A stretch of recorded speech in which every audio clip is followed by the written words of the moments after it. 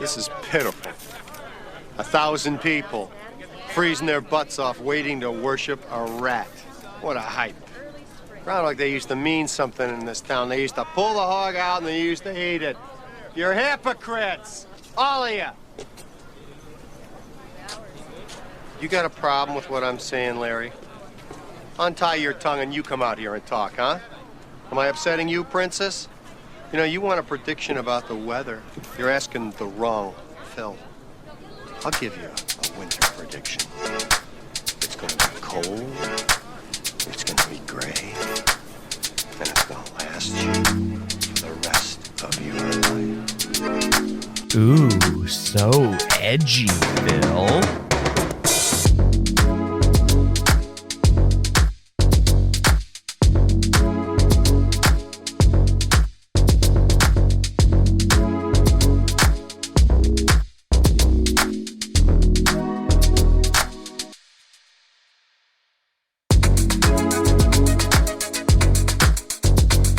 Hey, everybody, and welcome to the Cinema Psych Podcast, the podcast where psychology meets film. I am your host, Dr. Alex Swan, and today we are going to relive the same day over and over and over again. That day, February 2nd in the United States, Groundhog Day. Yes, that's the film and the day that we are talking about in this episode. So I'm recording this intro after I recorded the discussion with our guest host, a returning guest host, one that I think that I have a lot of fun with. I hope regular listeners who have heard her previous episodes are also fans of hers. So before we get into that, so I just want to let everyone know that I am recording this intro after we had that discussion, which is not the same as what we normally do. I usually record these introductions before I have the conversation, so I don't really know what we're going to talk about except for broad ideas. But for this one, I do know that we're going to get into some really hard-hitting philosophical questions because even though this film is a comedy film, Bill Murray, Harold Ramis, it does ask some deep questions. It asks you to ponder, to think. And so we are going to get into that in this episode. I recently used this movie as part of my lesson planning and pedagogy in my learning and behavior class in spring 2024. So it was fresh, and I knew that it would be a good one to talk about. So we also discuss learning and behaviorism, conditioning, operant and classical, the aspects in this movie, because that's what my students focused on and talked about in their papers as they wrote about this particular movie. So some details about the movie in case you haven't seen it. Which rock have you been living under? And that is for 100% for sure a knock against you if you haven't seen it. But, you know, that's okay. All right. You got a little bit of ridicule. But anyways, this movie came out in 1993. Bill Murray, as I said, leads the movie, is the main character, Phil Connors. It was directed and written by Harold Ramis. Yep, Egon Spangler, that Harold Ramis, famous for a ton of movies in this era, 80s and 90s. Rest in peace, Mr. Ramis. Danny Rubin also assisted in the writing. Now, you may be familiar with a lot of the people that are in this movie. I'll just talk about some of the basics. So, right, I said Bill Murray. Andie MacDowell plays Rita. So Phil Connors is a weatherman in Pittsburgh, Pennsylvania, and he is tasked to go to Punxsutawney, Pennsylvania, to report on Groundhog Day. And he's not a very good weatherman. He's very, let's say, asshole-ish. He is a bit of a jerk. Self-centered, egotistic, all that stuff. He thinks he's hot stuff because he is a television weatherman in a, I suppose, medium market city, large market city. I don't know what you would classify Pittsburgh as in the 1990s, but, big enough. But he is tasked to go do this puff piece about Punxsutawney Phil, the groundhog that looks at its shadow or his shadow on February 2nd and says whether or not there is, or if he sees his shadow, there's 6 more weeks of winter. If he doesn't, then spring is going to come early, I suppose, right? So Rita is his producer for this puff piece, this, weather puff piece, and Chris Elliott plays Larry, the cameraman.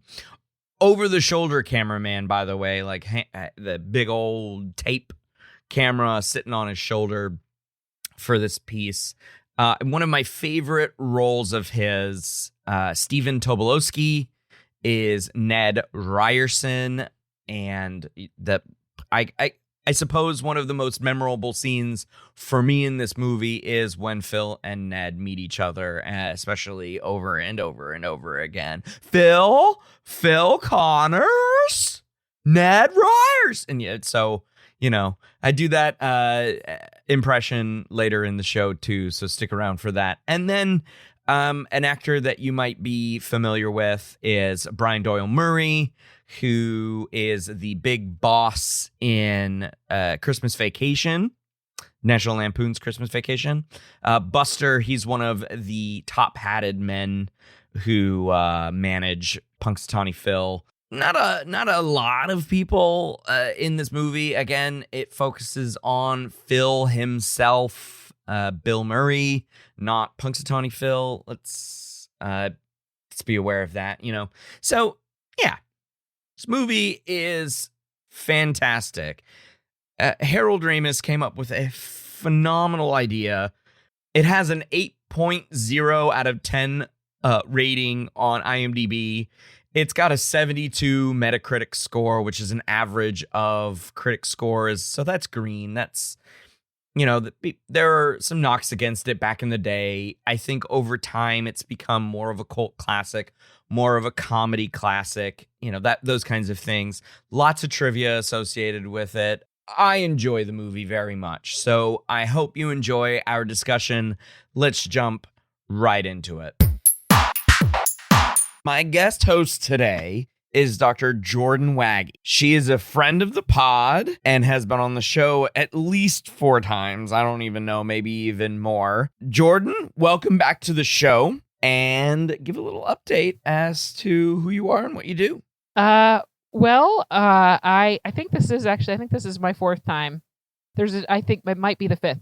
So I am a professor of psychology and chair of the psychology department at Avila University in Kansas City, Missouri. I'm a cognitive psychologist by training, and I teach mostly research methods and statistics now, and that's me. Well, it's been a while since you've been on, but I had a great idea because you are actually in my recording basement right now, right? Yes, I am in the room where it happens. The room where it happens.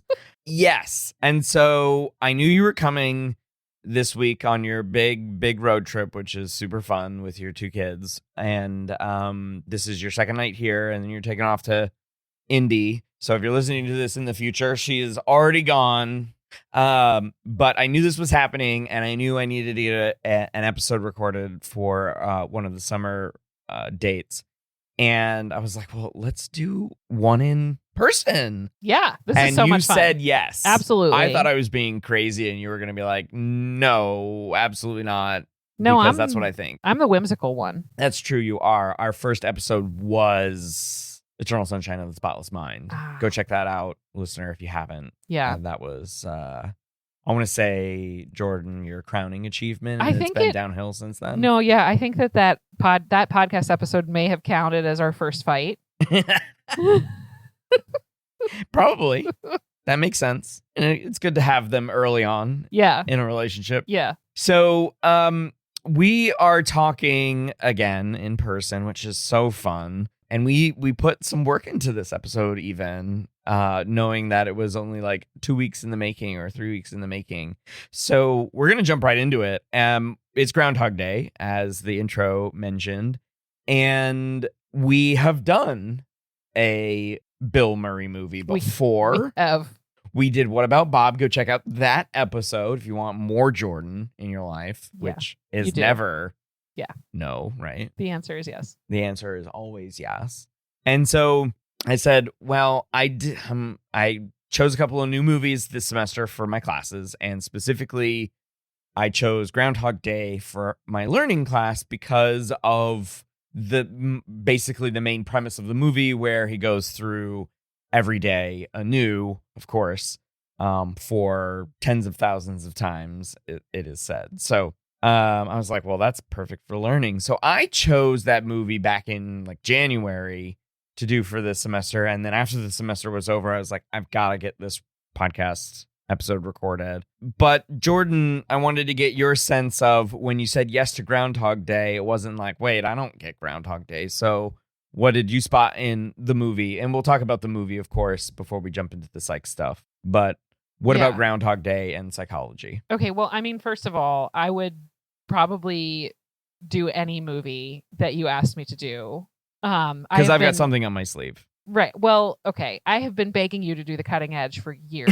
So, I mean, this is just a step in that direction. We'll do it for your special 10th appearance on the podcast. Yeah. So, I mean, I think I probably see some of the same things that you do in Groundhog Day, in terms of psychological principles, principles of learning, but then also like I kind of wanted to look at it from more of a research methods perspective, because there are some good examples, I think, of, what an experiment is, what a control variable is, what a crappy replication looks like.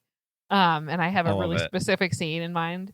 But I think I'm excited about the movie in general. Like I definitely, when I do podcast episodes for movies that I really liked, it's way more fun. Mm-hmm. And so I have always loved Groundhog's Day.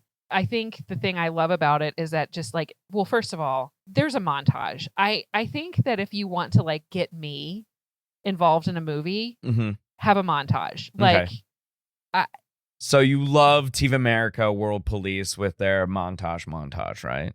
I mean, yeah. Let's do a montage. Yes, a montage, of course. Yeah. And it has just such a great montage.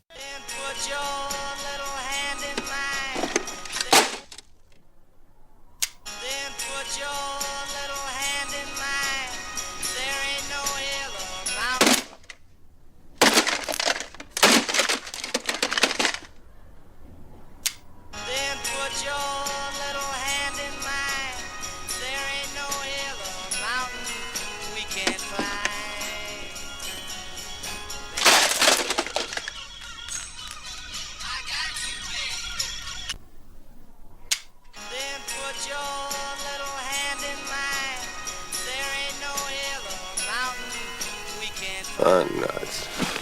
But then it's a movie that, like, okay, my kids enjoyed watching it. It was like there are some really clever, like, what if, there's some funny moments, and it's a movie that you can just watch and kind of tune out of. And it's also a movie that you could watch to help you think about like meaning in life and bigger principles. And I like things that stay with me for a while, that I continue to think about for years. Like that's how my favorite novel I've ever read, like I still think about pieces of that novel and how they fit together, and whether that's what the author intended or the director intended or not, it's like I construct my own meaning over time. And I've just found myself coming back mentally to Groundhog Day so many times, whether as a joke, like, oh, this feels like Groundhog Day, or as like a just a kind of general principle of like searching for meaning and being kind to others and stuff like that. Yeah, and jumping into the movie to pivot from there, the staying power of this movie, right? It's really funny. Arguably one of Bill Murray's best and most famous, like the thing that people, oh, that's a Bill Murray movie, like when you say Groundhog Day, versus maybe some of the other ones that he's been in, like Ghostbusters. Well, maybe Ghostbusters, but that's why I said arguably. I'm going to say it's better than Ghostbusters. Well, it's definitely a better film than Ghostbusters. Has it brought it more fame, like worldwide fame? Yeah. Groundhog Day, but I mean, it's got some of the jokes, maybe early '90s jokes, culturally. But then again, he's meant to be an ass Yeah. in the movie until the very end when he obviously realizes that he shouldn't be an ass. Yeah. As you were saying, kindness. It's a good reflection on kindness and selfishness. Yeah. So you can kind of give those jokes a pass because he's an ass. Yeah. And asses still make those kinds of jokes today. Yeah. And we just call them out for being asses. Yeah. Instead of, that's charming. As if Rita would give him the time of day in 2024. Yeah. So your thoughts on the movie, just in general? Just in general, I mean, it's like, I love so entertaining. It is like everything down to like the Sonny and Cher song that plays every day. Like every time I hear it, it makes me so happy. And it's totally changed that song for me. Mm-hmm. I mean, there are 2 great movies that feature that song. And one of them is Beavis and Butthead Do America. and the other one is Groundhog Day. And I don't know which was a better use. I'm not a critic, but you don't get to hear the whole song, I think. No, in Groundhog Day. You don't, but you don't need to until at least maybe the end credits. I don't No, I think there's a different song on the end credits. Okay. Like the significance of that specific song, and it's like just so catchy and so sweet, and like you want to. I think for a lot of us, like I may be kind of projecting myself onto this a little bit, but things that are, sweet and saccharine and maybe cloying a little bit, or like you want to like them, but you might feel guilty about them. It helps me kind of get into Phil's head a little bit about, he needs to kind of like lean in to wanting to actually genuinely be nice to other people. Yeah. It does take him a while. Yeah. Was like 10,000 years? 10,000 days. Well, 10,000 Groundhog Days. Is it 10,000 Groundhog Days? It's tens of thousands, I think, is what has been confirmed over the years by Harold Ramis, R.I.P., and Bill Murray. Yeah. What is that? How many years is that? I don't know. Insert math now. 33 years and 350 days. He was left repeating the same day 12,395 times. I don't know. This is just like the top hit from Reddit. Yeah, I would trust it. Is it our movies? It is. Yes. I would trust it. Yeah. I trust those guys. This is what I'm seeing. And like originally it was 10 years, but then they were like, no, it was like over 30 years. I mean, to get as good as he was at some of those talents and skills, he would have had to have devoted several years to each one.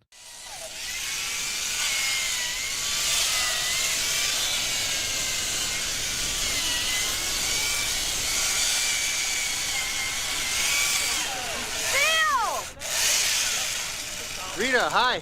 Hey, Lear. Hi. How she look? Great. Thank you. Did you know he could ice sculpt? No.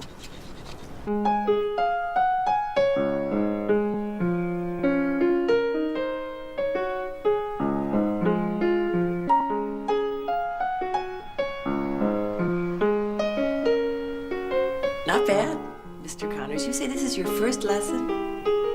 Yes, but my father was a piano mover, so.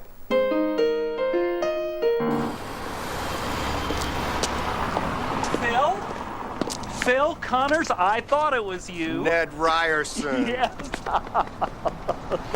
I have missed you so much. I don't know where you're headed, but can you call in sick? I gotta get going. It's good to see you, Phil.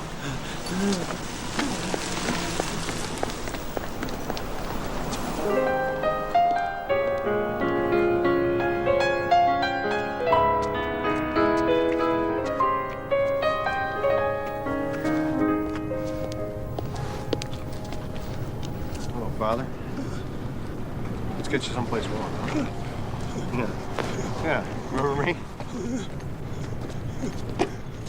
But he can dedicate several years to each one on the same day. Like you can learn French while you're learning the piano. Right. Yeah, that's right. But he's like ice sculpting at the end. Yeah. So, I mean, you can ice sculpt while you're learning the piano. Can you? I mean, not like at the Same time. Yeah, same day. Like go to the You need woman your and get hands your for both. hour free. Yeah. I swear I'm new because it was like an introductory offer Yeah. for beginning piano players. Yeah. Are you sure you haven't played before? Yeah. But the coup de grace for me is like learning how to ice sculpt Yeah. immaculately. Oh yeah. Yeah. And he did it twice, right? It wasn't like I just did an angel, right? He's like, I did the angel, but I also did a sculpture of Rita. Mm-hmm. So it's like getting her face to look like Annie McDowell. Yeah. Yes. Yeah. So 30 years, give or take, sounds. I How think we were long- on so it's 30 years plus or minus 3 because Okay, we were on the 27. But if you side. weren't doing anything else besides ice sculpting, catching kids who fell out of trees, that took like 10 seconds. Yeah. If you weren't doing anything else, right? How long do you think it could be before you were playing the piano really well and ice sculpt? If you practice both every day. Well, yeah, I would say, 10 years, I guess, maybe. Yeah. I know it's the ice sculpting thing for me. I get stuck on it. I mean, there's a whole universe of possible hobbies he could have chosen. That's right? true. Like you may not have gone for ice sculpting, but he did. Yeah, he did. I mean, it was winter and there was a blizzard coming Yes. that he did not himself predict. Yeah. It's gonna go down the South Way or whatever he calls it. So I just kind of love, that playfulness of like that, I'm going to try to change this variable. I'm going to try to change that variable. And like, I think these like thought experiment type things are really interesting. And so like thinking through, how he would have changed things to like get, and how like what he wanted changed over time and how he was like very driven by, his desires at the beginning. And anyway, the whole package is just such a fun. And the fact that it's Groundhog Day is just so ridiculous, but also symbolic. I mean, it's a ridiculous holiday. He was doing a ridiculous job, but it's like, it's not ridiculous, right? It is. It means a lot to those folks in It does. Punxsutawney, yeah. And the whole thing is like, it may be ridiculous to you, but every day deserves your full attention. Yeah, I liken this to some of the traditions in other countries that we look at and sneer at or giggle at. Like, for example, Oktoberfest, right? Which is in September. My dad told me this story once. I'm sorry to interrupt you, but like he went to Germany for Oktoberfest when he was like in college or after college or whatever. But there was like no internet then, right? He went in October. Right. And it's they a were all, like, of October coming. Right. And he was like, I get over there and they're like, oh, that's over already. Like, oh, Dad. Oh, poor guy. I know. But like the lederhosen and all of the other weird garb that we as Americans are like, haha, they wear something so funny. I think it's hot. But then they laugh at us because we look at a large rodent. Yeah. And go, hey, buddy. A rodent of unusual size. Yes. Right. You have to. Am I you have crossing to fight streams? them. Yeah. I'm sorry. Princess, okay. Yeah, no. Can't Okay. go down Princess Bride. Really? That's a Stop future episode. Okay. Future episode. Okay. But we have this weird tradition where we go, okay, buddy, did you see your shadow? And then we go whole big fanfare of it. February 2nd, you can't go to a national news channel and not hear about what Phil did. Yeah. Yeah. Did he see a shadow? Did he not see a shadow? Right. And it's a bunch of old white dudes going, what do we say this time? What does the almanac say? Well, I mean, and then that's basically it. Totally. And that I think I love. That's my favorite symbolism of the movie that took me a really stupidly long time to grasp, because it's like I don't watch that movie trying to intellectualize it. But like the fact that they're both named Phil took me years. Like I'm embarrassed at how long it took. And it's like, well, Phil Connors is doing the same thing that Groundhog is doing, right? Mm-hmm. And like the way Phil Connors talks about in the movie is like he kills the groundhog at one point, right? Yeah. So he's like, this winter will never end if he keeps seeing his shadow. And that's what Phil Connors was doing. Like he kept seeing his shadow. Mm-hmm. When he stopped being afraid of his shadow, his winter ended. And it's like, oh God, I'm embarrassed at how long that took me. Well, I mean, I caught the name connection there, but maybe not so much the symbolism. Okay. That's really, I mean, that's a that's an understanding that you have to be really deep in the woods to get. I don't know if that a casual audience catches that. I mean, on I did first get viewing. a 4 on the AP Literature and Language test. You did get a so- 4? Yeah. You know, that's... We're not going to talk about history or biology. Well, here's the thing. But symbolism, I got a 5 on calc. What? Uh, Stop it. and I got a 2 on the AP Physics C, which is the calculus one. So Ew. tell me where the disconnect comes there. I don't know. Maybe in motion, light. Mm-hmm. I don't know. One of the other things. All that's of not them. calculus. All of them. Yeah. Because I understood calculus, but I didn't understand how it applied to physics. Yeah. I get that. I didn't understand biology or history. And now you're a psychologist Right. that has trappings of both. No, I'm just kidding. I'm just messing with you. Okay, so I'm thinking for this chat, Jordan, we'll divide and conquer here because I really liked your notes that you left on research methods, and I don't think I left notes. you have notes. I have notes. They're mind notes. Mind notes. Okay. So I put some notes down, and you have some thoughts about the research methods. So I thought we could talk about the behaviorism because I did that. That's my ulterior motive here, is to talk about how I came to decide to use it in my learning and behaviorism class, and then what my students came up with that I've coupled together. I'm interested in hearing about that. In thematic ways. Yeah. And they did a pretty good job overall. You know, it's a distribution, of course. Was it mid? The distribution would be mid by definition, right? Yeah. Right, because most people are average. Right.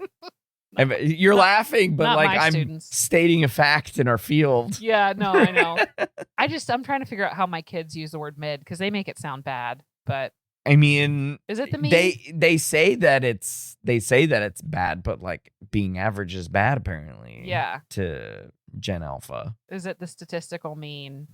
I'm actually gonna probably do this for a stats lecture next year. Be like, okay, if you had to identify where mid is on this distribution, where would it be? That's awesome. We'll collect data on it. Collect data. Yeah. Get IRB approval Mhm. and go present. Where's bussin'? Where's bussin'? Where's mid? Where's mid? And then what where's, part of this slaps? Is it the and table? then where's like cap and no cap? Oh, cap is like that's Bayesian shit. We Oh, that's true. we don't do that. Yeah, we can't do that. Yeah. No. When Chekhov saw the long winter, he saw a winter bleak and dark and bereft of hope. Yet we know that winter is just another step in the cycle of life. But standing here among the people of Punxsutawney and basking in the warmth of their hearths and hearts, I couldn't imagine a better fate than a long and lustrous winter. From Punxsutawney, it's Phil Connors. So long. Nice speech, Phil. Very nice. Thank you. Thanks. How was that for you two? Hey, man, you touched me. Thanks, Larry. Thank you. I gotta go. Okay. Phil, that was surprising. I didn't know you were so versatile. I surprise myself sometimes. Well, where are you going? Would you like to get a cup of coffee? I'd love to. Can I have a rain check? I've got some errands I've got to run. Okay? Phil, errands? What errands? I thought we were going back.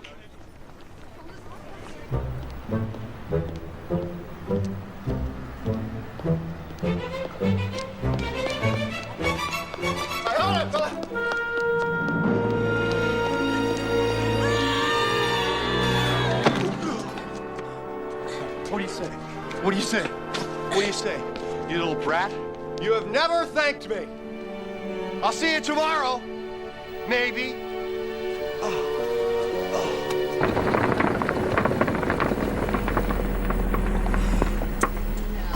You totaled it. No. It's only a flat tire. Now just gonna get to Oh, it's an earthquake. Oh, it's not an earthquake. Oh, what is it? Oh, thank you, young man. Nothing, ma'am. I had the tire and the jack. Just be comfortable, all right? Be a minute. Must be from the motor club. Okay, so why I decided to use this in learning psychology. I mentioned it a little bit ago, but I said that I was thinking about movies that have learning in them, and I haven't found a good one that I could reuse from a well. I used the Lorax, and that was decent, but I was like, these are not strong papers, and like there was a solid disconnect with the material and like the application from the movie, how I normally use films for critical thinking and that kind of stuff. And I didn't like it. So I'm like, okay, well, I'm not going to do that one again. Previously to the Lorax, I had used A Clockwork Orange. Of course, knowing that they are all adults and gave them an alternative assignment, it would have been the Lorax. Some students came up to me afterward, after they graduated and everything like that, and they said, that movie still stays with me. Oh, well, yeah. And I said, yeah, that movie does kind of stay with you because it's pretty horrible. Yeah, I couldn't drink milk for like 4 years. That's fair. Yeah. So, but it's really good at aversive conditioning. It is. It's such a good demonstration of it. And so this time around, I teach the course on an alternate year schedule. So this time, we went A Clockwork Orange, Lorax. What am I going to do next? And then I thought to myself, okay, what movies like have consequences as like a plot idea? Yeah. Because I like to do the movie after we've done classical and operant conditioning. And we spend like 2/3 of the semester on both of those. Oh, this is such a good one. Concept. Yeah. And so I was like, oh, okay, consequences. That's Groundhog Day. So I looked around and it's not on anyone's lists. It's not on anyone's psych and film lists. Mostly those lists tend to be heavily clinical, but this wasn't on there. And I was like, okay, well, that's a bit of a bummer because there's no kind of validation that I'm seeing in other circles. But then I'm like, you know what? Give it a shot. Just like I did with the Lorax. Yeah. I gave it a shot. Yeah. And it turned out to be really good. Yeah. Really good. So I would say 95% of my students focused on operant conditioning in the movie because there is a significant amount of it. And then a few of them talked about trial and error learning. And so I sort of combined my rough notes into ChatGPT and I had it give me lots and lots of nice sounding words associated with it. So behavioral plasticity is one of them. And then sort of some of the themes that we talked about previously, they would have been incorporated into that. This would be the ethical and moral developments. And then mostly focusing on reinforcement that Phil gains by doing the good things. And he gets most of that reinforcement from Rita, Annie McDowell's character. And then, of course, the punishment of having to relive the day over and over again. Those are the top two in operant conditioning. Jordan, do you want to give the listener a quick breakdown of reinforcement and punishment? Yeah. So reinforcement is when your goal is to increase behaviors, and you either do it through adding a stimulus, which is positive reinforcement, or removing a stimulus, which is negative reinforcement. So a good example of negative reinforcement would be what your cats do to you when they whine at you, and in our case, hit the lamps onto your head when you're sleeping to get you to feed them. They're using negative reinforcement. They're getting you to feed them to remove that aversive stimulus of the cats, being jerks, basically. Yeah. Sorry, cats. They listen to this. So yeah, they listen to the podcast. It's great. Yeah, great big audience. So and positive reinforcement is, like book it, right? So you get little pizza wedges for reading books, and that's to increase your behavior. Gold of reading stars. Books. Yeah. punishment is when you want to decrease the behavior. So you can either do positive punishment, like a slap in the face, right? Might like get somebody to decrease the behavior in the future. Negative punishment would be removing an aversive stimulus. And so letting to reduce the behavior. So letting your kids Timeout is a good example I use for negative punishment. Yeah. So you remove all stimuli, or well, ideally, as best you can, right? I suppose. Yeah, timeout would be a great example. Prison is you could argue either whether it's positive or negative punishment. Yeah. But if you're Probably equating it to timeout, then prison Yeah. or jail time would be, because you're removing person from society, but they get 3 hots and a cot, right? Mm-hmm. Yeah. We've got 4 different kinds of consequences. And when I ask my students to write about this movie after we watch it, is give me specific scenes of where these things might happen. So one of the ones, and I'm going to ask you this question, Jordan, do you think, because I just said it, but I'm going to get your opinion on this. Okay. Do you think the reliving Groundhog Day for a Phil is a form of positive punishment? No, because what behavior are you trying to decrease? I don't know. I kind of think about learning as being way more concrete. And I don't know. I'd have to hear the whole argument. Okay, how about this? Because I do think it is. Okay. And so this is our second fight. You said no. Well, there were some question marks. I want to be convinced. I want to see if I can be persuasive. Okay. From our understandings as non-behaviorists. Okay. So I put it to my students like this, and they gave it back to me on the paper, right? Yeah. Phil is being asked by the universe, whatever that might be, right? Whatever force is causing him to relive the same day, to be a better person. And until he is a better person, he must continue to complete that day over and over again. But that's the only part of the punishment, right? Everything else is hands off, because everything else about the day can go however Phil interacts with the environment. Does that make sense? Yeah. Like the force that causes the time loop, so to speak, and that's the only force that it exerts, whatever it is. There are lots of theses about what the force is that does it, right? Could even be the force from Star Wars. We don't know. I think it's the groundhog. You think it's Phil, the groundhog? Yeah. Punxsutawney Phil? Yeah. Fair enough. Anyways, so this force exerts this single cause and then allows it to, whatever happens during that day to continue. So it's very subtle punishment. Yeah. But it is still a force exerted. It's still a stimulus being exerted on Phil. To reduce the behavior of, basically being a jerk. A big old jerk, yeah. To reduce the behavior of being a big old jerk. It's a stretch, but I think I would take it if a student wrote it.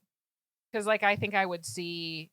And that's the other problem with, the reinforcement, the punishment is, a lot of a lot of behaviors you can frame as either positive or negative, or punishment or reinforcement, Yeah, I see what you're saying. I tend to try to get them away from positive being good and negative being bad. No, yeah, totally. And so I usually do, when you're talking about an appetitive stimulus, when you want to nom on it, it's appetitive. You want it, right? Mm-hmm. There's some pleasure to be had there. Appetitive from the word appetite. Yeah, exactly. Yeah.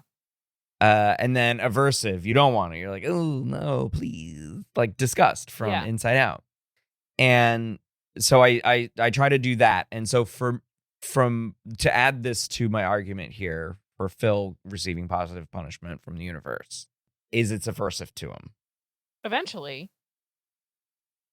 He gets some moments of pleasure out of it. It's aversive at the beginning, but as he continues to go throughout the 30-some years of doing it, yes, I think it eventually becomes appetitive until he is magically figures out the Wason 246 rule, and knows what he has to do. Yeah. And then he completes the task. He's like, yes! Numbers are increasing. What? The numbers are increasing. Yeah, the numbers are increasing. I figured out the rule.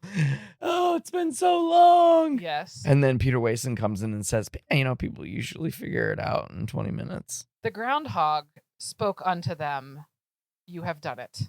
Yeah. So again, it's an aversive stimulus at the start. So I guess the argument would be that the positive punishment does end up morphing because the consequences and their effects end up changing. So kind of like the way my, ADHD brain thinks about my hyperfixation meals, where I really like them for 15 days. Mm-hmm. And then on day 16, I am like, no, this is what TikTok has told me. I never want to eat them again. Yeah. It's the same meal, but appetitive or non-appetitive. Right. I would have pronounced it appetitive. Appetitive. Appetitive. Named after appetitis. It becomes aversive. Yeah. And you don't want it anymore. Yeah. Yeah. So I would say that would be the opposite argument to the Phil Connors situation. It's basically the same situation. But opposite. It's the same thing. But I always play Sonny and Cher when I'm eating. So yeah. I got you, babe. Yep. As you're like eating. Mm-hmm. I got you, babe. Good morning. I mean, it's true, right? Yeah. You're eating, so I got you. Yeah. Good morning, campers. Oh boy, it's gonna be a cold one today. I don't even know if those are the actual lines. Okay, so the scene that I want to point out to you that sort of pins the end of my argument. I know I'm doing this backwards, where I'm adding premises to a conclusion that I've already made. I feel like you're teaching me things. So my best example of this is just like a specific set of moments in the movie, because he's obviously reliving the same day, is running into Ned Ryerson. Ugh.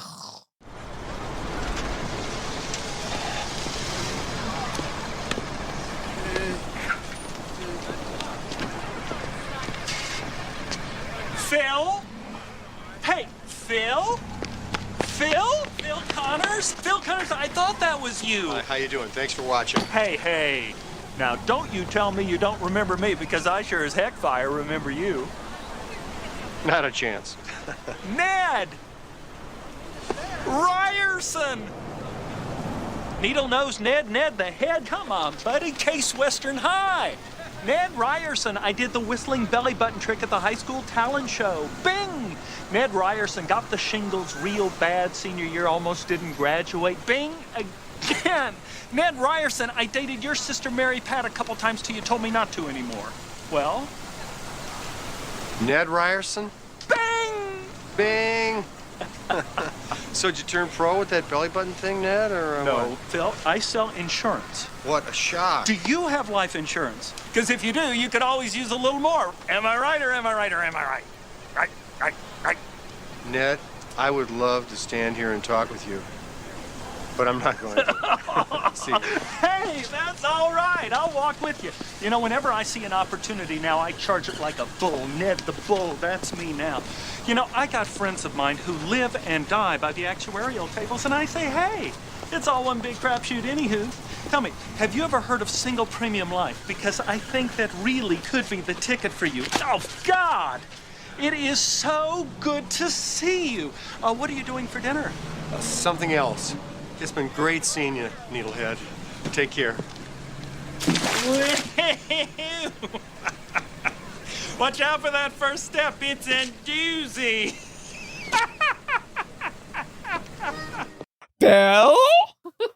Phil Connors? People are going to think that you got that from the movie. Like that's the clip from the movie because that was That so was good. Yeah. That was my best Stephen Tobolowsky. Oh my God, you know his name. I love him. He was Sammy Jenkins in Memento. So, yes, I do know Stephen Tobolowsky. Wow. Yeah. Huh. He's a really, really fantastic character actor. He's like a Stanley Tucci kind of. Mm-hmm.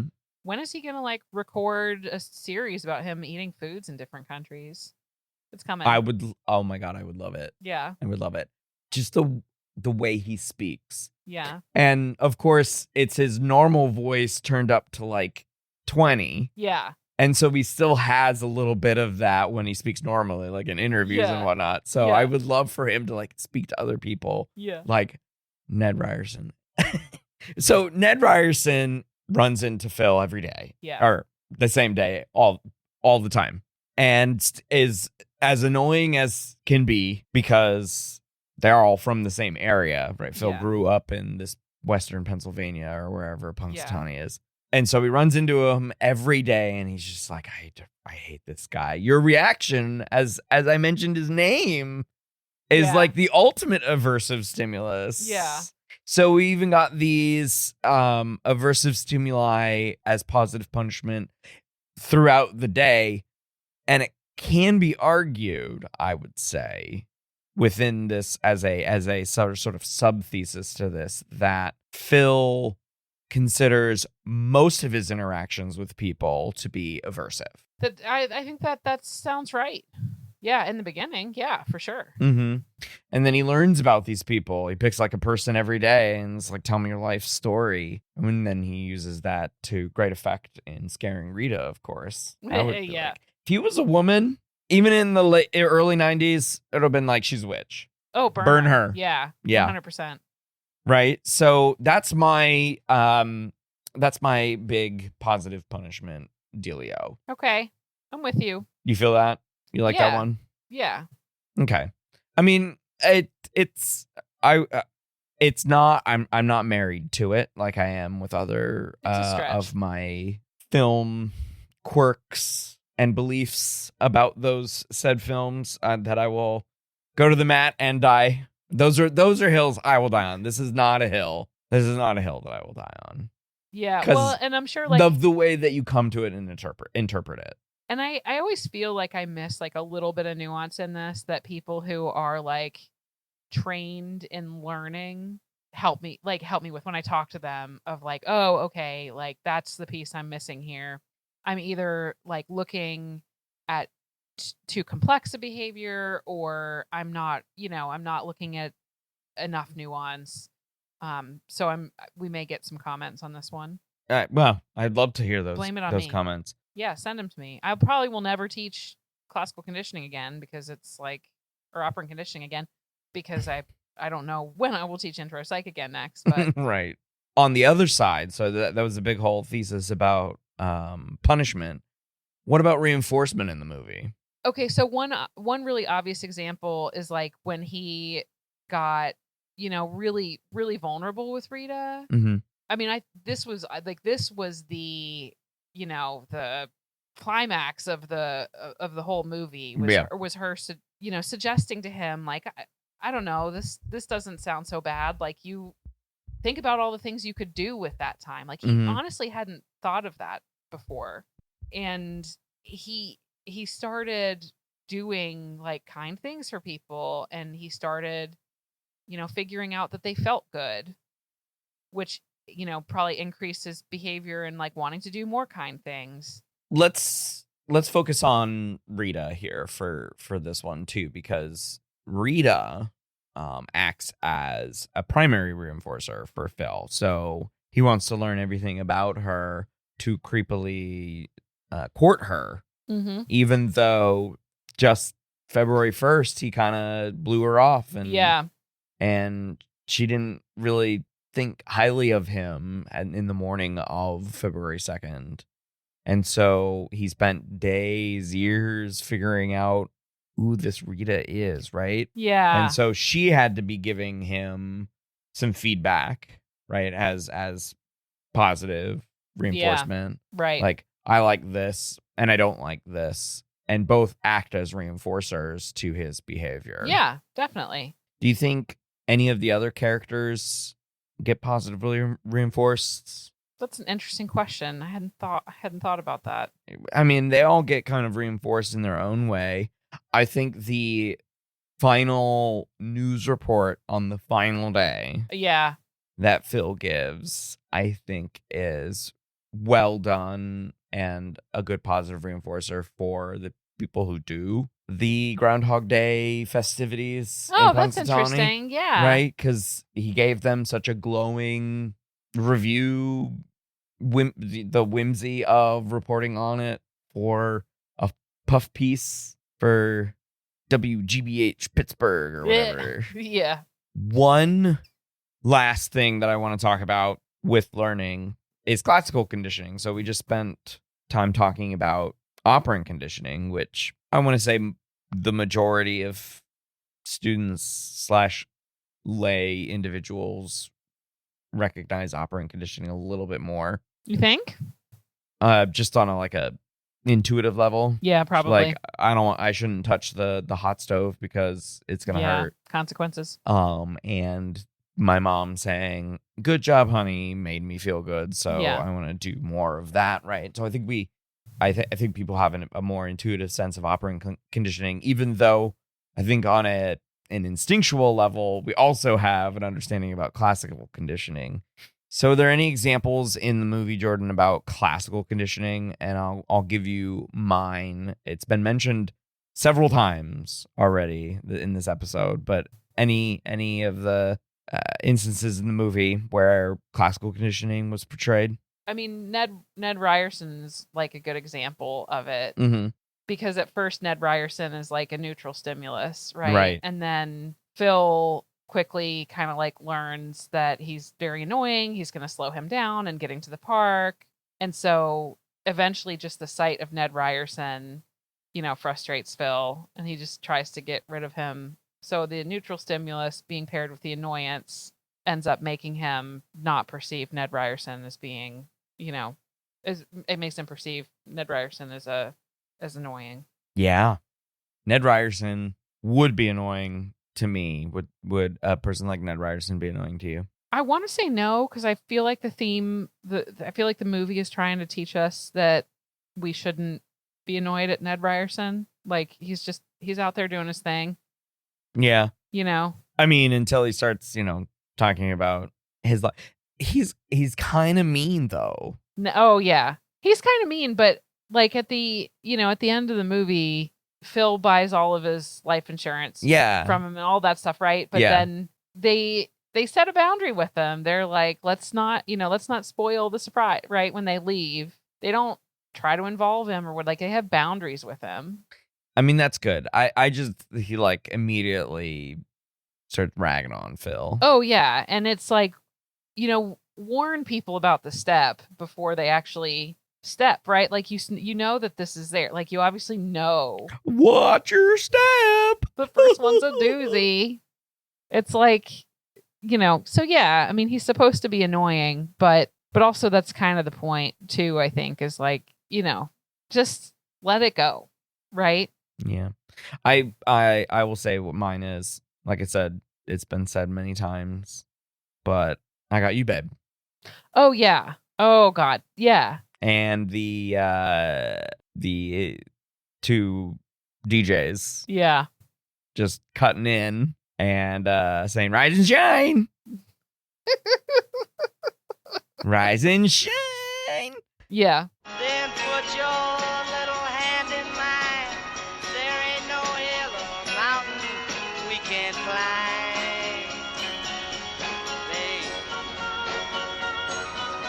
I got you, babe. I got you, babe. Okay, campers, rise and shine, and don't forget your booties, 'cause it's cold out there. It's cold out there every day. When is this, Miami Beach? Not hardly. And, you can expect hazardous travel later today with that, that blizzard thing. Oh, that blizzard thing. That blizzard thing. Oh, well, here's the report. The National Weather Service is calling for a big blizzard thing. Yes, they are. But, there's another reason why today is especially exciting. Especially cold. Especially cold, okay. But the big question on everybody's lips. Yeah, they're chapped lips. On their chapped lips, Chapped right. lips. Do you think Phil's gonna come out and see a shadow? Punxsutawney Phil. That's right, woodchuck chuckers. It's Groundhog Day! Get up and check that hog out there! Yeah! Come here, Groundhog! And he eventually breaks the alarm clock. Of course, it returns. Yeah, several times. Several, 12,000 times it returns. Which could have also been days that he was learning to play the piano, by the way. Right. So These days weren't mutually exclusive. I feel like they were, though. I feel like you're making this case. This is our fourth argument. We skipped the third. Yeah. He's still mad at me for it. It was imaginary, but he's mad at me. So you're making this case that he did a number of things every day, and it's true. But also he has to film the piece and go to the park and watch the ceremony and then meet Rita in the diner and he only has a specific window to do these things. You're making it sound like he structures his day. I don't think you see evidence of that. I think he skipped all that a lot because he knew all the Jeopardy answers. I think he watched Jeopardy on a day when he skipped going to the park and he had to have watched the Jeopardy multiple times, right? Oh, for it to sink in, right? Those were the answers. I don't think he went to the park every day. I don't think he did his job every day. I think I don't think he did his job every day either. I mean, he tries to kill himself multiple times. Oh yeah, I would say 10%. 10%. I'm going higher than I'm going 1/3 of the time You're saying in 33 years, because he's living every day like a work day. And that, until the end, that was his least favorite part of the day. Yeah, right. It was his least favorite part of the day. So how many times do you think he killed himself? It has to be 1/3 of the time. Oh, killed himself? Yeah. Oh, okay. I thought you meant how many days did he skip work? Oh, 10%? Oh, way more than 10%. I was saying I think he went to work 10% of the time. Oh, he went to work 10% of the time. I only would have done it on days when I'm like, all right, let's, I'm going to see Nancy, I don't know if we get evidence of that. We don't. This is all just us. This is conjecture. Yeah. But I don't think that the days that are highlighted are linear, right? I don't think that because we get the montage of him destroying the alarm clocks and we get the montage of him attempting suicide and we get I don't think those days are linear. And that's my reading of the movie. Okay, that's fair. They don't, they show, they're linear in the sense that they show a common theme. Right. Of behaviors and actions and steps that he takes to get himself out of the loop. But they didn't happen in succession. Right. It wasn't the next day for him. Right. An internal etching of the wall with his hash marks. Right. Etch, scratch. Uh-huh. So we're getting far afield of classical conditioning, but I think this matters because eventually everything during the Groundhog Day becomes classically conditioned. He can see, basically he can see the future the whole day. Yeah. He shows it off by knowing the Jeopardy answers, as you said, really quickly, of course. Yeah. He shows it off by knowing exactly where to throw the snowballs. He shows it off by telling them, there's no point in trying to leave town because the blizzard's going to hit, close the road. Right? So he becomes a soothsayer eventually because he goes through, let's say he's in his 40s in the movie. He goes through 3/4 of his own life added on. Yeah. So he's effectively, I'm just going to do some quick math here, making lots and lots of assumptions. Let's say he's 45 and he did 30 years just for easy math's sake. He's 75 years old now. Yeah. So he's basically Edward Cullen. Yeah. Yeah. With less twinkle and Twinkle. and hair. Yes. Well, maybe not less hair overall, but certainly less hair on the top of his head. Right. I'm embarrassed that I knew his first and last name. That's staying in. That's a lot. Yeah.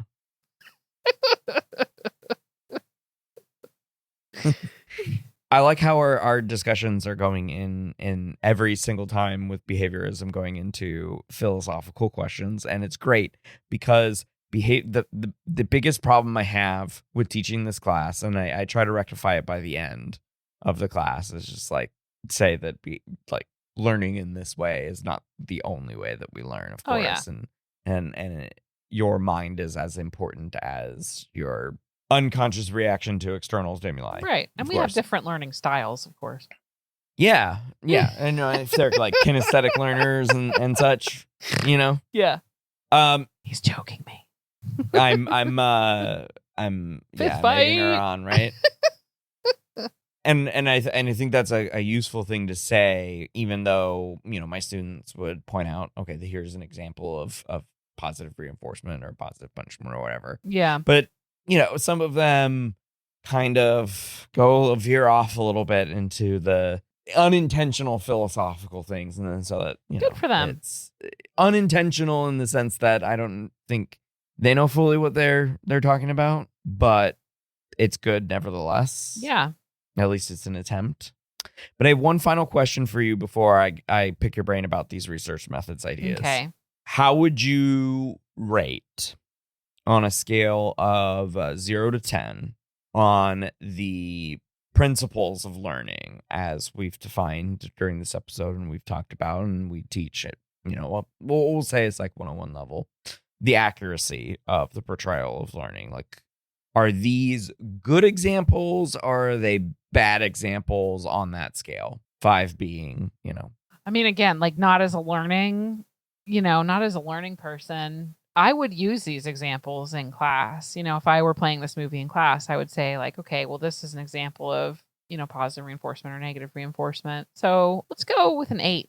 Let's go with an 8. Okay. I mean, we don't see like schedules of reinforcement. We don't see, but we also see shaping, which I think is really good. Yeah. Where, over time, he kind of figures out how to, get Rita upstairs and, what different things he can say that will, help move her in the direction he wants her to go in. It's good dating advice. No, absolutely not. I mean, that's again the point of the movie. Like when you have a goal in mind of pleasing only yourself, like that is not going to make you a good partner to somebody, and she's going to see right through that, right? And that's kind of what he learns over time. But yeah, I think there are good examples. Okay. I don't know, 7? I think I'm going to use it again.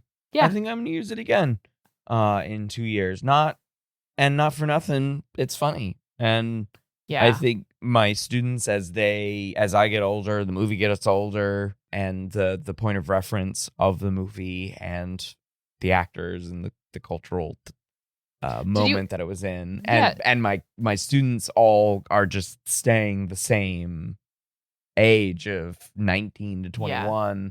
It's Groundhog Day for you. It's Groundhog, yes. To keep teaching it. Mm-hmm. And but it's funny. It's good. Did you have to explain to them that you used to be able to smoke in restaurants? Like I mean, I grew up. I was born in 1980, and I grew up like I took trips where I didn't smoke on an airplane, but my family did, and like I might have mentioned a few of the weird 90s things. I mean, because these students, every single one of them except for one this last semester, because he was a non-traditional student, every single one was 2002 or younger. What were some of the other 90s things? I think phones for one. Yeah. Oh yeah. And obviously I think they can suspend their disbelief about not having the cultural moments in their own experiences and memories, but like be like, okay, yeah, that sounds about right with my understanding of when the internet got big and when smartphones came out and all that stuff.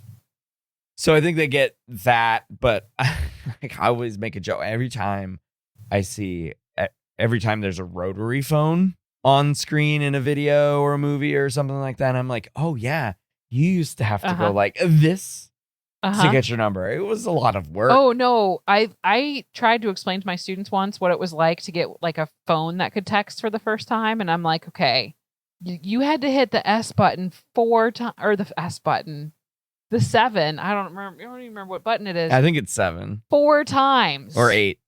And then like if you hit it too many times, you got to hit it 3 more times. Mm-hmm. And then you're just like stuck in this loop. That's my Groundhog Day. Is like a Motorola Razor or whatever.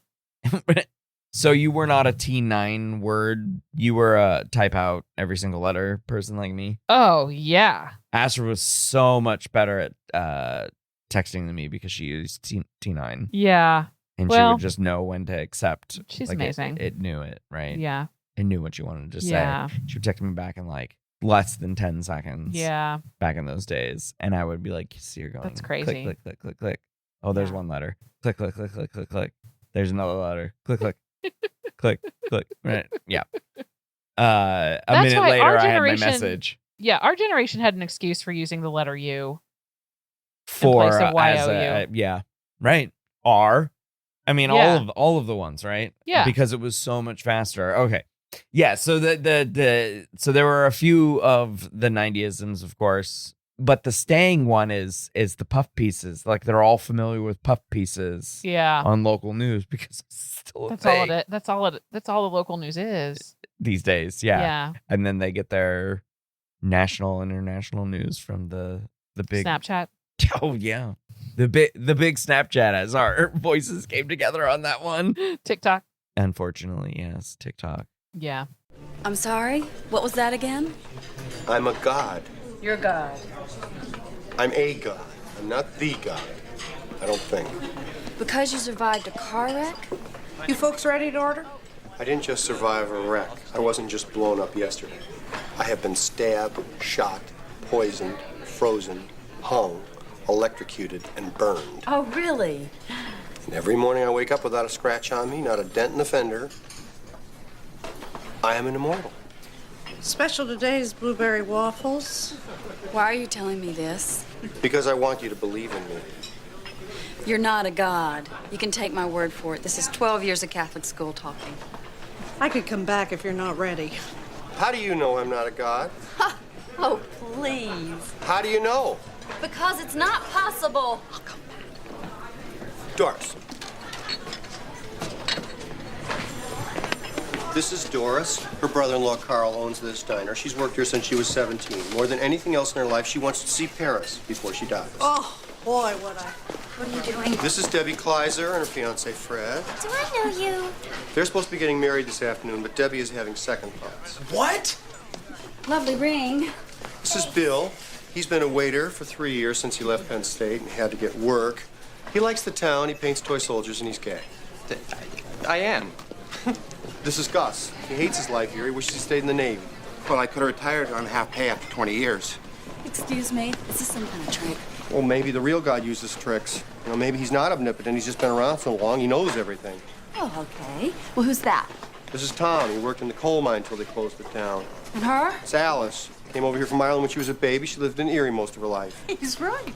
And her? Nancy. She works in the dress shop and makes noises like a chipmunk when she gets real excited. Hey! It's true. How do you know these people? I told you, I know everything. In about 5 seconds, a waiter's gonna drop a tray of dishes. 5, 4, 3, nuts. 2, 1. Okay? Okay, that's enough. So Jordan, I want to hear about your research methods, ideas, because this is, once you mentioned this to me a couple of days ago, this Does is it suck? all I've been thinking about. All you've been thinking about. I've been thinking about. Because it's a new angle, Yeah. for sure. Because in the learning class, we talk about research methods, of course, because not only are they kind of different from the ones you talk about in research methods and stats in like kind of like the technical language associated with them, like A/B trialing and all that kind of stuff. Uh-huh. So we still do talk about research methods in that class, so I can incorporate this into our discussion. Oh, for sure. I think there's enough there that I would actually play this in a research methods class. So, you know, That's them fighting words because I don't. okay. So I'd like to this. I'll try to go with You're like on the clock now. I'll try to go with top 5 concepts. So just the concept of experimentation in here is really interesting. Like hold all other variables constant while you change one variable to see what happens. You see a lot of this at the very beginning, right? And he doesn't have any choice except to hold all other variables constant and change one variable. So you see him kind of messing around with like, well, what happens if I do this? What happens if I do that? So just that logic of experimentation, the logic of hypothesis testing of like, you know, when he sits next to Nancy Taylor in the restaurant and he's like, okay, like what high school did you go to? Who was your English teacher? He's forming a hypothesis. Like he has like a theory-based hypothesis. He's like, okay, if I can like connect with this woman and I can make her think that we went to high school together, you know, and that we have a shared history, if I can do that, then I'll, you know, then I'm in, right? I can get her into bed. Yeah. Yeah. And then he tests the hypothesis. So there are lots of great examples of hypothesis. The hypothesis that the groundhog is the one. Oh, yes. The one that we mentioned a little while ago. Yeah. Yeah. And so he drives off a cliff with the groundhog and he wakes up again the next day. His hypothesis, you know, he has to, you know, he's not supported. So I think those are good examples of that. I love the example of the snowball fight, right? Because the very first snowball fight was authentic. You know, it kind of led to a really nice moment between Phil and Rita, which led to like another nice moment, blah, blah, blah. And then that moment got ruined, right? And then I don't remember if it was the very next scene. I think it was like a few nights later. You saw him kind of like trying to recreate the whole thing, but being really sloppy about it. Just being like, yeah, kids, like little urchins. Are you up for adoption? Ha ha ha.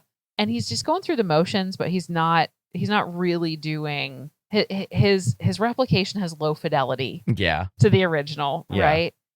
And some of it, I think it's a really neat example of like, look, there are all of these like hidden moderators, like the element of surprise. You can't recapture that. The, you know, he like lays down in the ground next to her and like tries to position himself. It's really awkward and forced. And like, you can tell, you know, this is such good acting. Like you can really tell that he's up to something kind of funny. And obviously she can tell. Yeah. So it's like bad replication. If you don't adhere to the methods of that very first, you know, that very first evening, which you're not going to be able to recreate. Like there's no such thing as direct replication, right? Because you can never do the exact same thing the exact same way. That would be the closest anybody could get, but because he has memories of the preceding evening, they're interfering with the way he acts in following evenings. And so I think that's a really good example of like you just can't have direct replication. And I think it's also a great example of questionable research practice because he's p-hacking his way through that. Yeah. He's absolutely p-hacking his way for the maximum likelihood of response. Yes. Yeah. He's just like, you know, this line worked last night. Yeah. I'm not really into it because my ultimate goal is not enjoying this evening with Rita. My ultimate goal is, you know, rejecting that no. Yes. That is a new way to refer to sex. I love it. Yeah. Rejecting the null. I bet the kids will like it.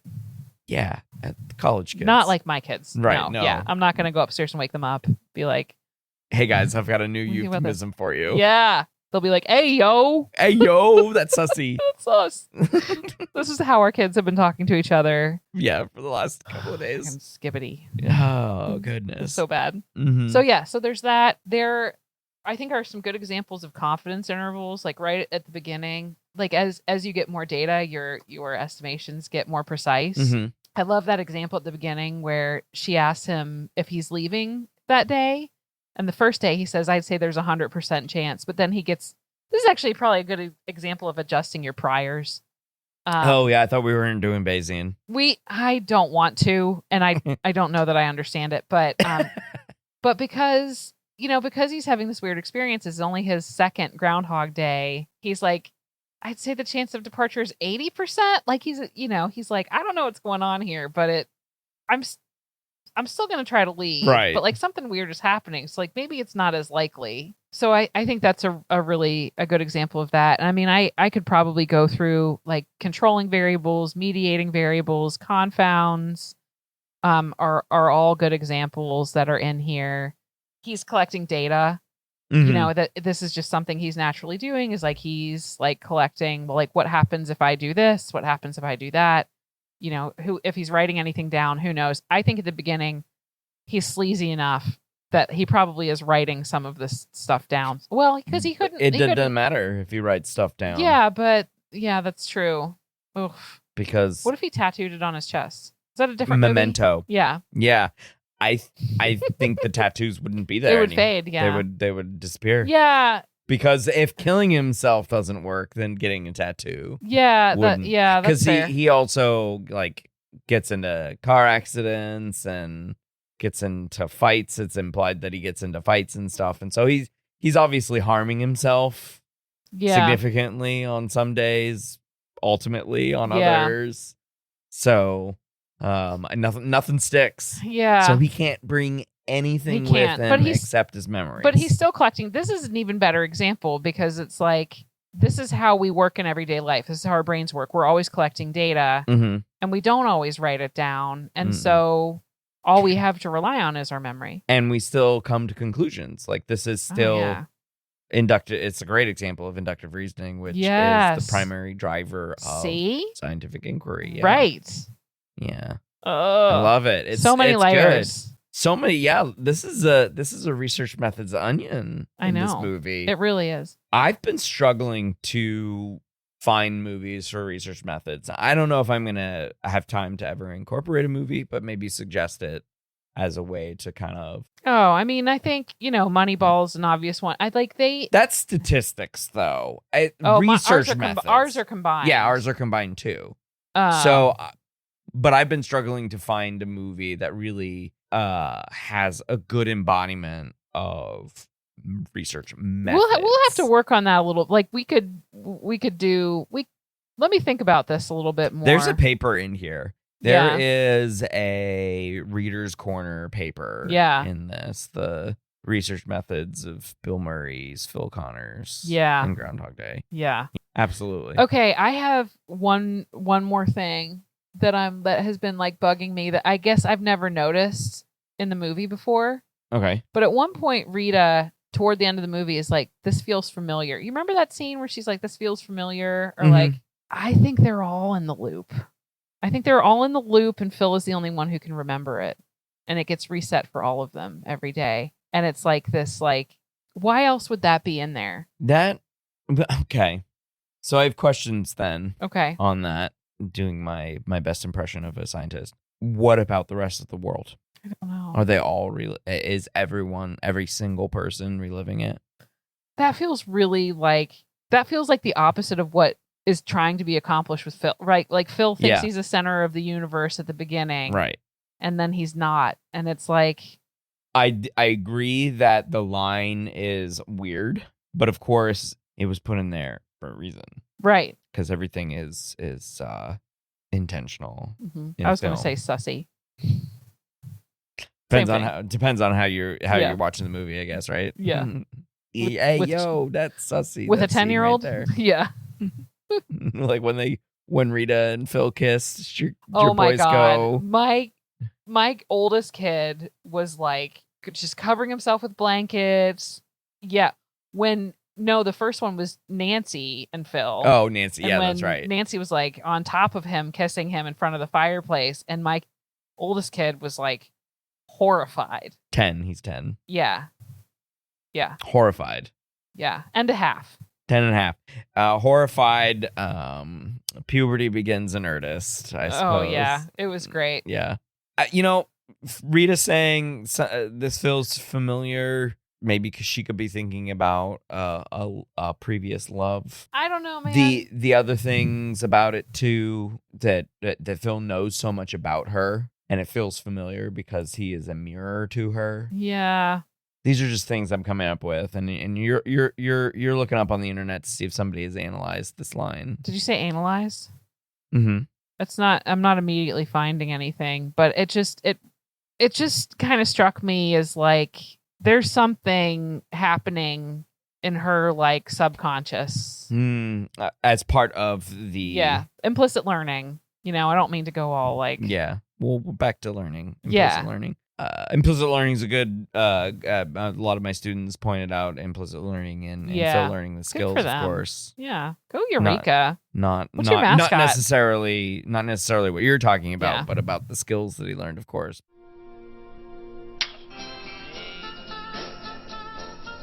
I got you, babe. I got you, babe.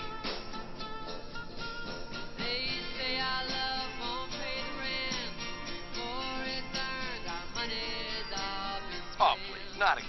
That is a great song. No, it's not. No, don't listen to this man. It's too early.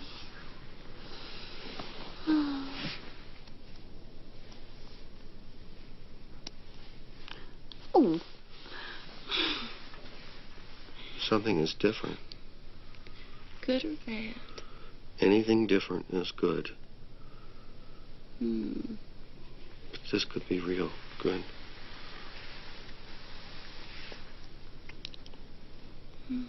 Why are you here? I bought you. I own you. But why are you still here?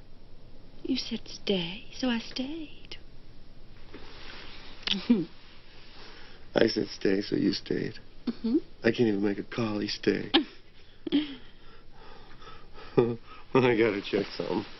Oh, stay. Stay.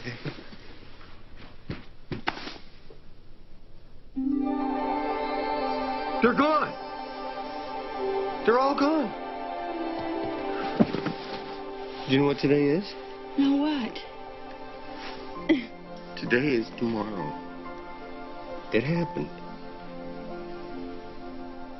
You're here. I'm here. Oh, Phil, why weren't you like this last night? You just fell asleep. It was the end of a very long day. Is there anything I can do for you today? I'm sure I could think of something.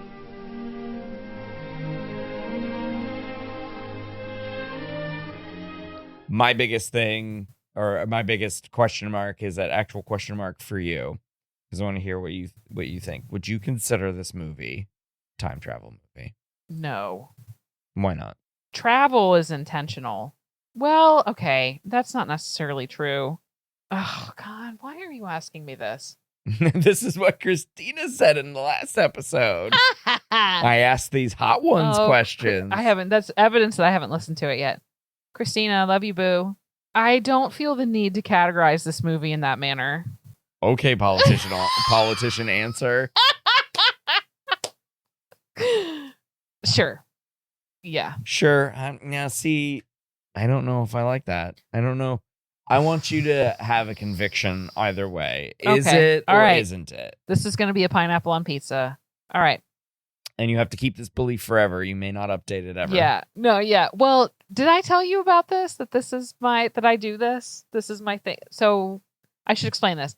As a scientist, you know, you have to be willing to modify or abandon your prior beliefs in light of new evidence. I mean, we suck at doing that, but in theory, like that should be the Phil mission. Eventually gets there. Yeah. Well, and we should be as scientists, like, and we should be better at doing that, but we often aren't.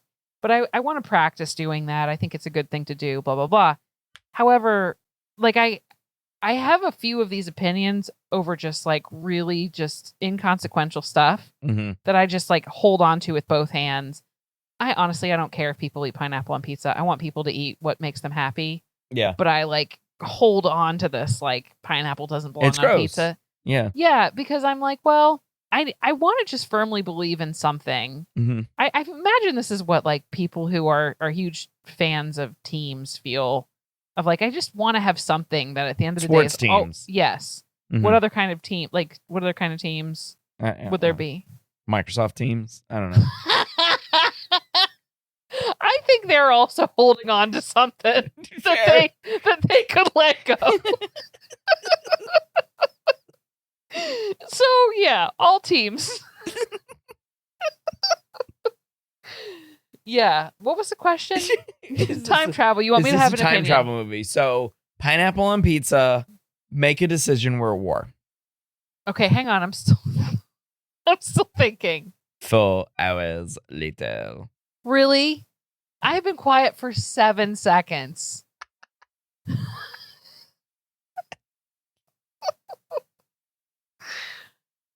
I'm gonna say no, and the reason I'm gonna Okay, let me hear it. fourth fight.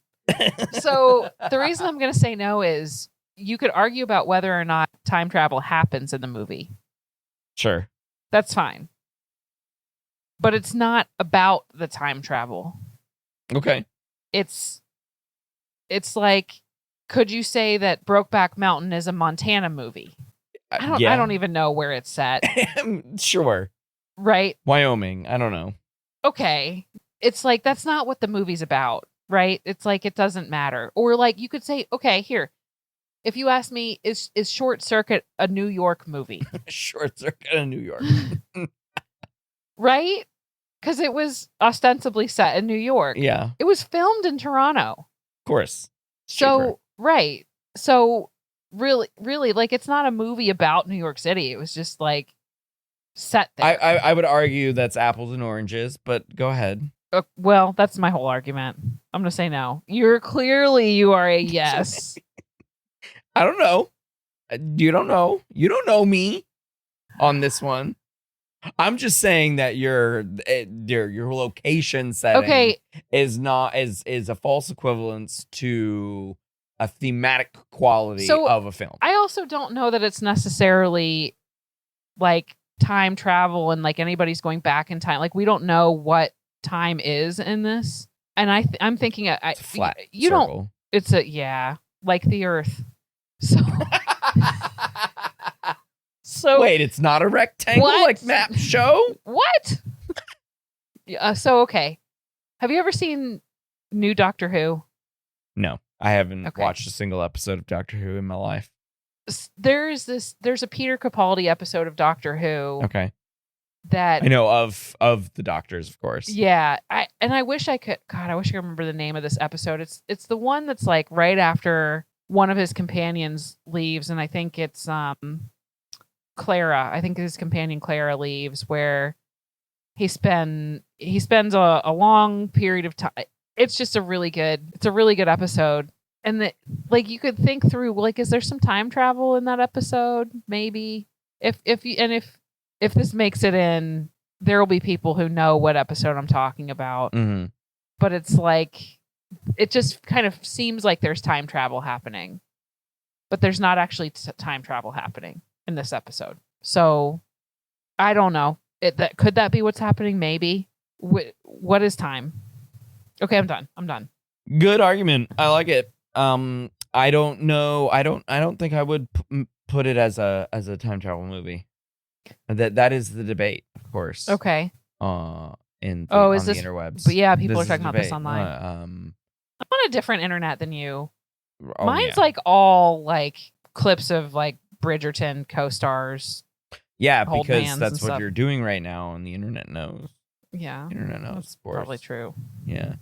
So yeah, I spend a lot of time looking at film analyses, or reading people's opinions about various movies. Of course, there are arguments to be had about whether it's a time travel movie. It's just one of these kinds of time loops.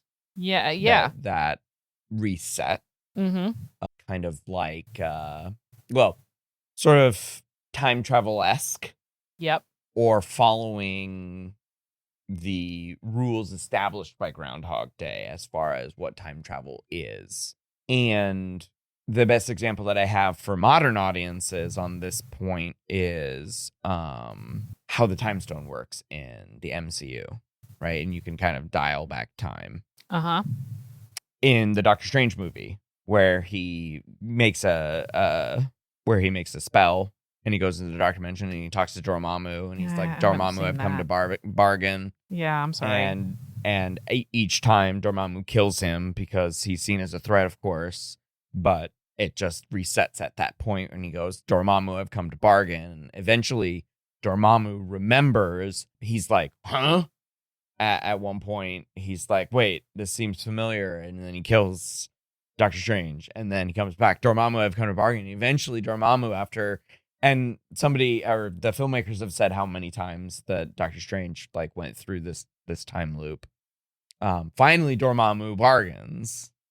And Doctor Strange breaks the loop with the spell using the time stone and sets everything back to where it goes. And people have equated that to Phil's experience in Groundhog Day. That was Doctor Strange's Groundhog Day moment. Yeah, that makes sense. And ostensibly, the Doctor Strange aspect in the movie is taking the logic supplied by Harold Ramis in Groundhog Day and putting time travel label smack on it, right? Yeah. Going, this is a form of time travel, and we are using it as a plot device. And of course, it's used as a plot device in Groundhog Day, but as you said, it's not labeled as such. Yeah. We don't know what Phil is going through. Yeah. We just know that he's reliving the same day over and over again at the same start. He wakes up at the same moment every single time. Yeah. It could be like the next day in like some universe. Mm-hmm. Right? Like, yeah. but everything is reset. Like, it's not necessarily going back. The argument then continues that each decision that he makes throughout the day represents a branched timeline. Yeah. Right? And so getting up normally or breaking the alarm clock and not getting up. Yeah. Right? And then if he does that, then the next thing he does has a branch. Right. And the next thing he does. And so, like, there's this infinite space of branched timelines based on every single thing that he does. That's too much. And that goes all the way back to your hypothesis testing of the serendipitous and spontaneous moment of the snowball fight, the first time it occurred, and then the other attempts from there on out. Yeah. Where each decision represents a timeline that's moving farther and farther away from that one experience. Yeah. So he's trying to go back down that path. Oh. But he veers off to the side. I feel like it's a little on the nose to have a full circle moment for the movie Groundhog Day, but you just had it. Because time is a flat circle. Like the Earth. Like the Earth.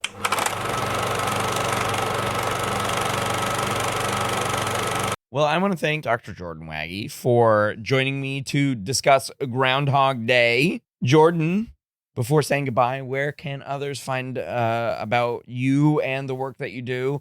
Say a little something about Crepe. Yeah. Well, and you participate in Crepe, so you could probably say some things too. You love it. I have a website that desperately needs updating, jordanwagge.com. I am the executive director of the Collaborative Replications and Education Project. This was, probably related to my earlier rant on direct replications, and right. I'm really into them. So we coordinate undergraduate research projects that are replications of published studies. You can find us at crepe-psych.org. In a few weeks, we'll be having a summer conference. It's free for students. We have some students presenting the replication work they're doing. We have others. We will have a workshop on resume and CV building, how to translate your research methods courses into resumes and CVs. That's for students. At the same time, I will be giving a workshop on for instructors on how to get started with Crepe. We'll have a couple good guest speakers. We'll have some posters from students as well as some talks. So check us out. It's a free conference. Let your students know, at least let them know about that workshop. We'll also record it. Awesome. Yeah, thank you. And that'll be linked on the main Crepe website? Yep. Okay. It is already linked on the website. You can submission deadline has passed for people who are presenting, but you can still register to. No, I'm sorry. I meant the video. Oh, the video will. Yeah, the video will be on our YouTube playlist. Got it. I'll probably post it on Blue Sky. After the conference is over, Okay. I'll link it on the website too. Yeah, that's a good idea. Thank you. Yeah, you can probably embed YouTube video on the website. I'm sure. Yeah. Yeah. First, I remember. First step is remembering my WordPress password. I think the that's a big second one. step is going to be stop using WordPress. Jordan, thank you for joining me in person in the Cinema Psych studios. Pretty awesome, right? Yeah. Thank you. I I have a paid her to picture. say that. Yeah. You do. She does have a picture, actually. Yeah. So thanks again, Jordan, and Thank we'll you. see you in the next one. Yeah. Like the very next one. No, not the very next one. Okay. Bye. And that's going to do it for this episode. Until the next one, thanks for listening.